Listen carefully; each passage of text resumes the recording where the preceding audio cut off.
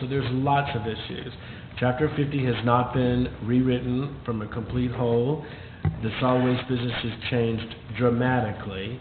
When you start talking about diversion, we have many challenges at the city, and one of the things I'm most proud of is that everything we collect on a recycling basis, we can tell you where it goes and what it's being used for, because that was a resolution passed by this council. And when we can't, we don't collect it, so that we don't ruin the credibility that we have with our citizens about what we're asking them to do in terms of recycling. But by having those items and then having diversion goals of a percentage, you have to have markets for these things to go, or we're in conflict with other resolutions that you have passed. So we're looking to have the expertise come in and tell us what is achievable through technology, what is achievable through our process, where can we be more efficient.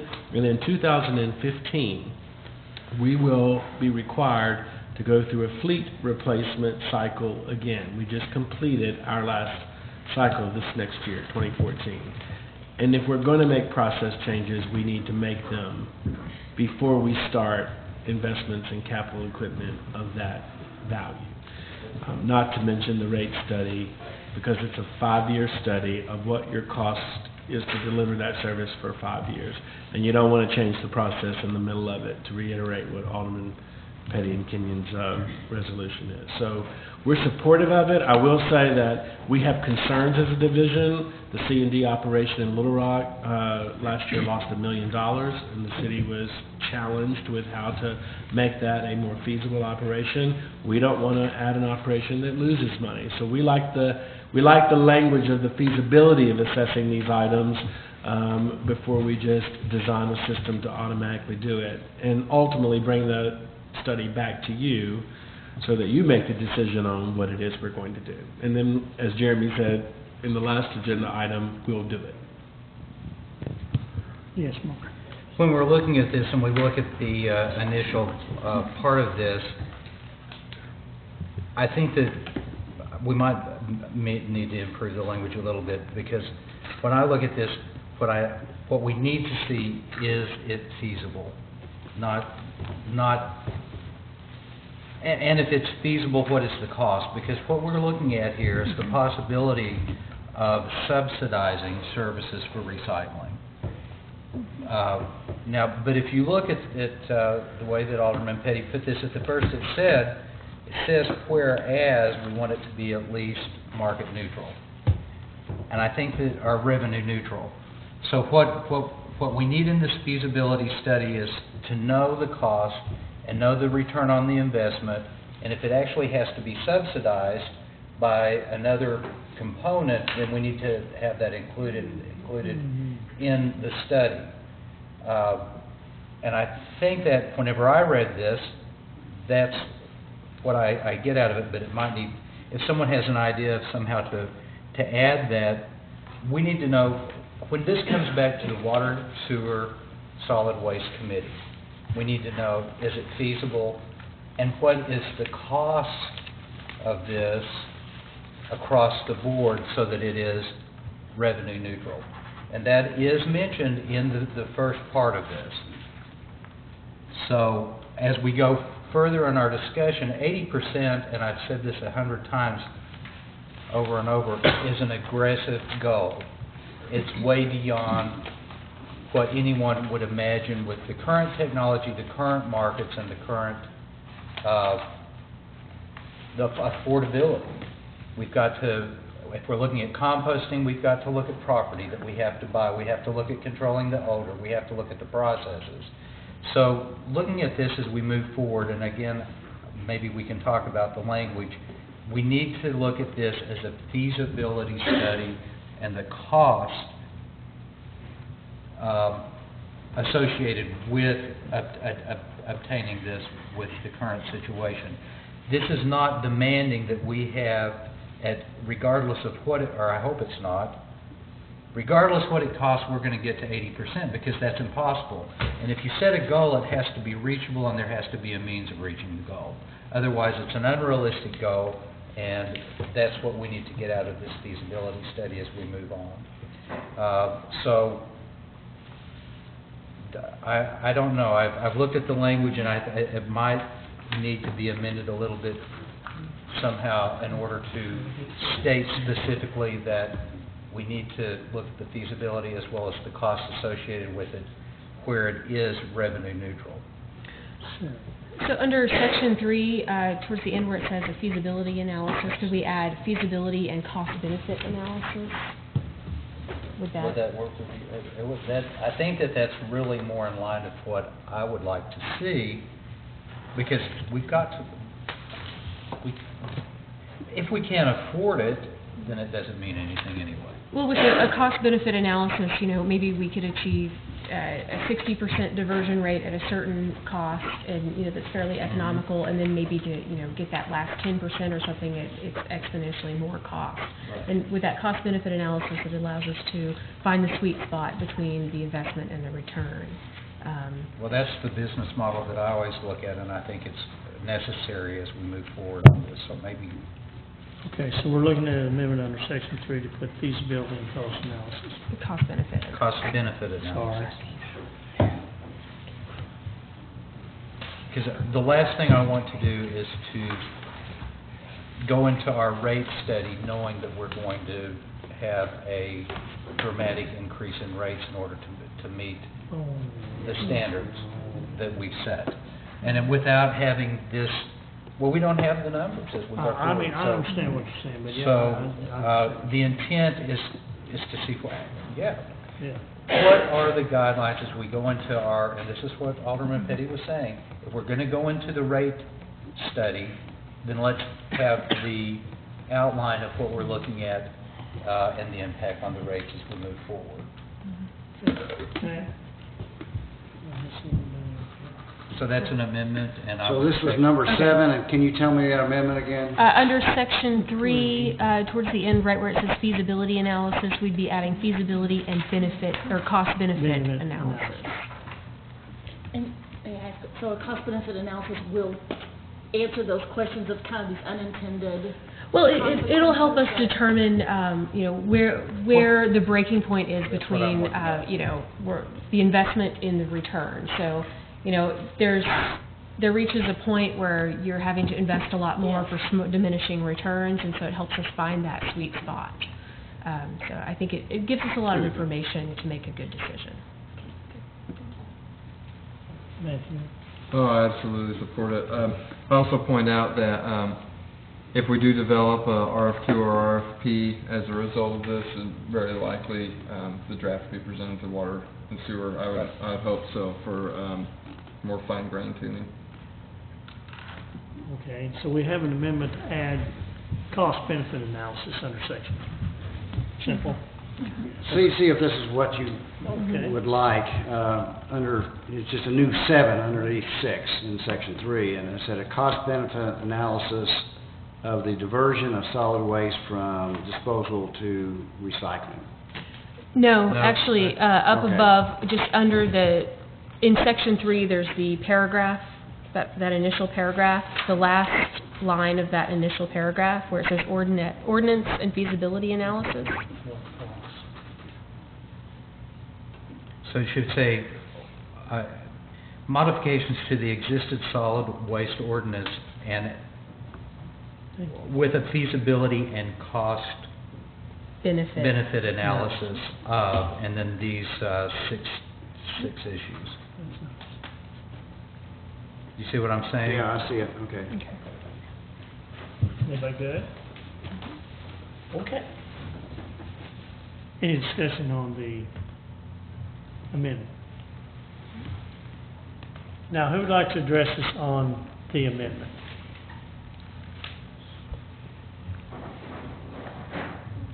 Come up, Aubrey. Yes, the amendment's great. Okay, I'll save my other comments, but okay. Brian Pugh, Waste Protection Coordinator, City of Fayetteville. First of all, I want to say thank you for bringing this forward, because one thing with my job, it's about waste diversion, trying to get people to recycle more, and this definitely gets us on that path. I have had plenty of time to read some articles back here tonight about, garbage and stuff, and one of the quotes was, garbage is something that's of no value to people. So we have to make sure that when we are looking at all these materials, we have markets for all of this stuff to go to. And we can recycle as much as we can possibly recycle, but if there's no markets for this stuff to go to, then it's hard to acknowledge the cost to do that. So I'm really interested to see how this turns out. Support it 100%, and as Jeremy mentioned, if the council wishes it, we'll implement it. Okay. All right. Now, this is on the amendment. All right. Any other comments on the amendment? Motion second. You said something, Matthew? Did I miss you? Okay. Sandra, would you please call the roll? Marsh. Yes. Kenyon. Yes. Hetty. Yes. Kenneth. Yes. Stottmeyer. Yes. Adams. Yes. Long. Yes. Gray. Yes. Okay. Now we have the amended resolution, correct? So, what's your thoughts on that? Well, again, I just want to say as we move forward, it's the intent to study the feasibility. That's right. Okay. And Because if they come back and they say this is impossible and this is why, then at least we have the terms of knowing that. that we did. Do we have Yes, any, do we have any idea what it will cost, the study? I don't. Anybody know? My hope is that it'll save on the back end as we go forward with the Rate study. rate study. Okay.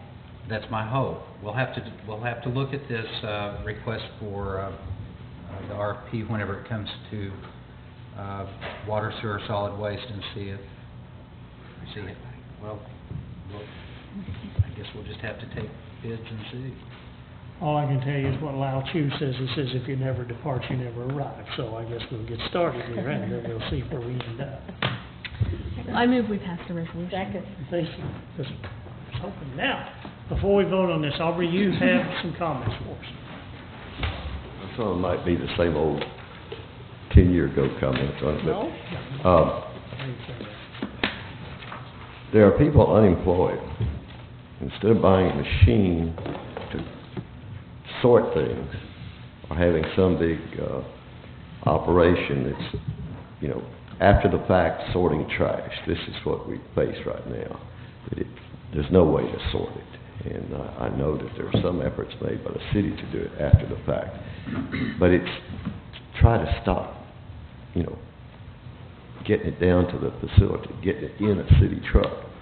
So you need people, ideally, I'll say the idea, you'd have a person at each dumpster directing people, no, that sack's got so-and-so. Put these things over here and these things over here and get them in the habit. Now, we've talked about it in the Environmental Action Committee in recent years, how we can educate better. And, it's hard, very difficult to do, but I don't see any reason not to project and hope that we will have an 80% diversion, which means recycling. So it's also reuse. That term needs to be in here. This is the week that the kids are moving out, adult children who go back to their parents or somewhere for Christmas and leave the dorm, so they're flunked out or they've got a job or different things have occurred, but they're leaving town. They're throwing away ice boxes, refrigerators that work, telephones that work, all kinds of electronic gear. Tons of things that are recyclable are going in the trash because they don't have any alternative or don't even think they do. Some parents go in here and see that doesn't happen. I always congratulate them that they're brought a trailer and they're taking back everything that they gave the kid to come to school and everything that the kids acquired.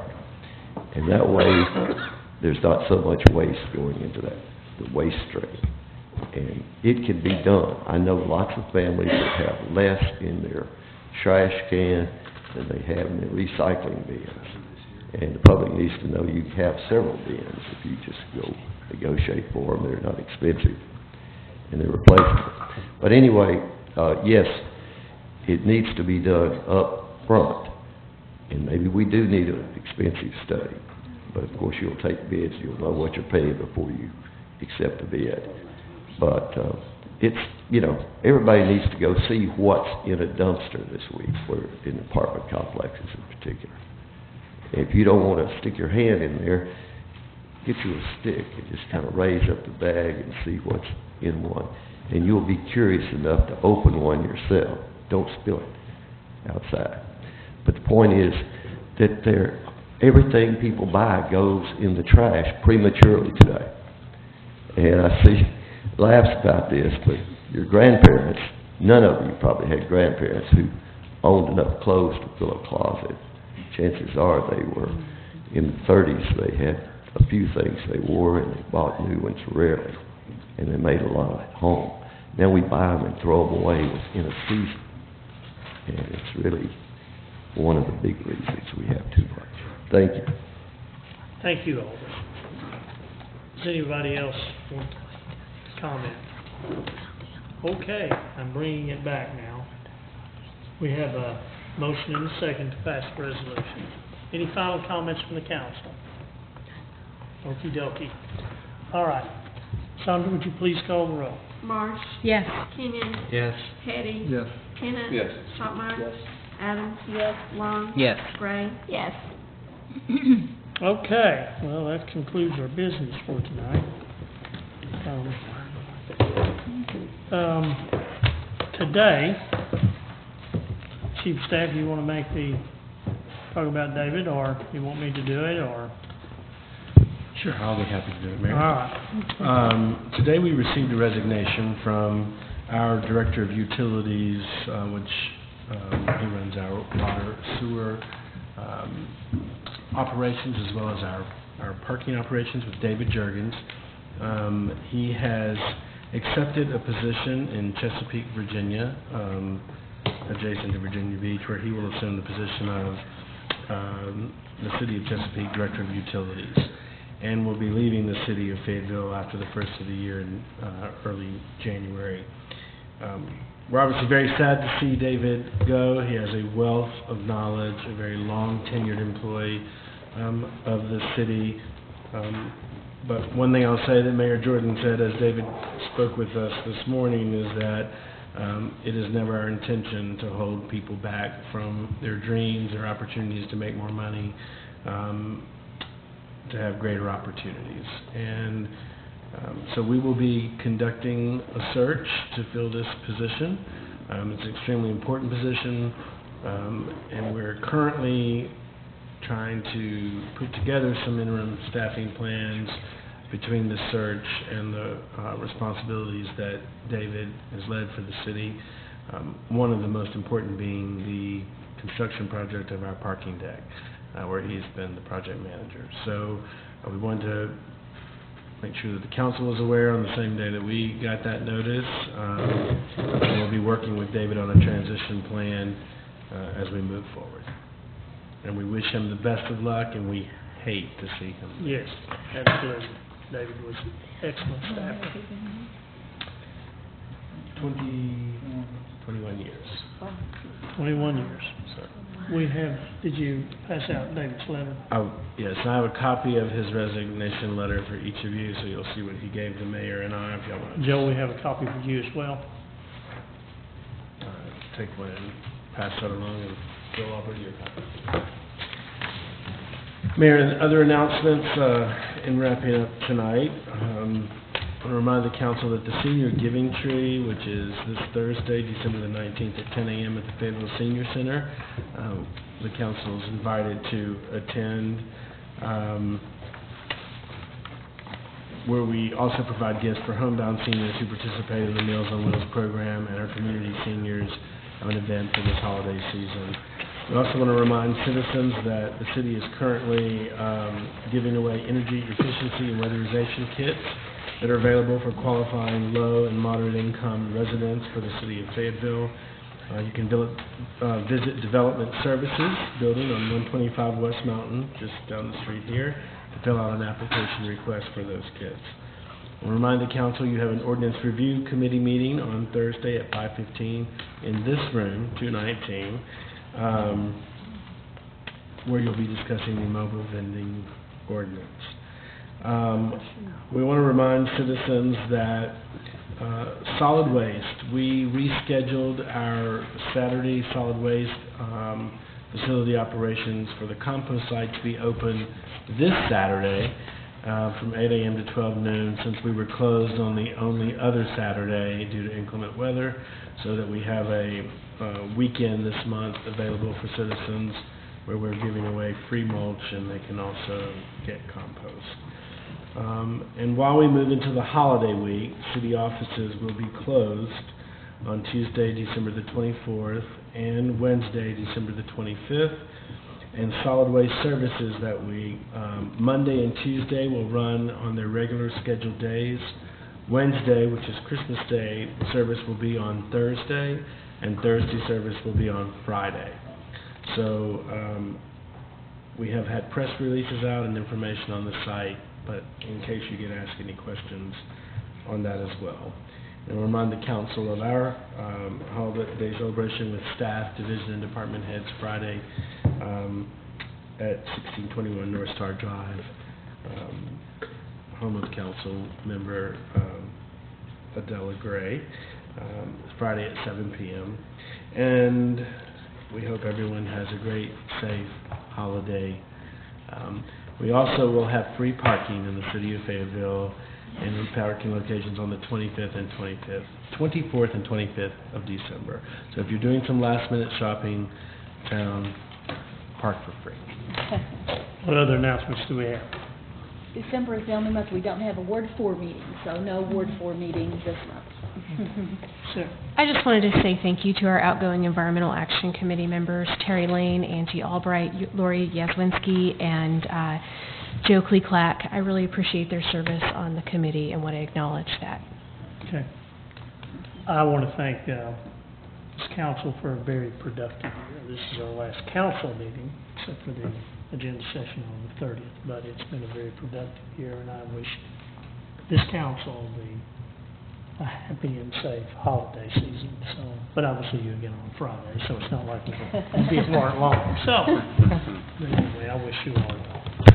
We are adjourned.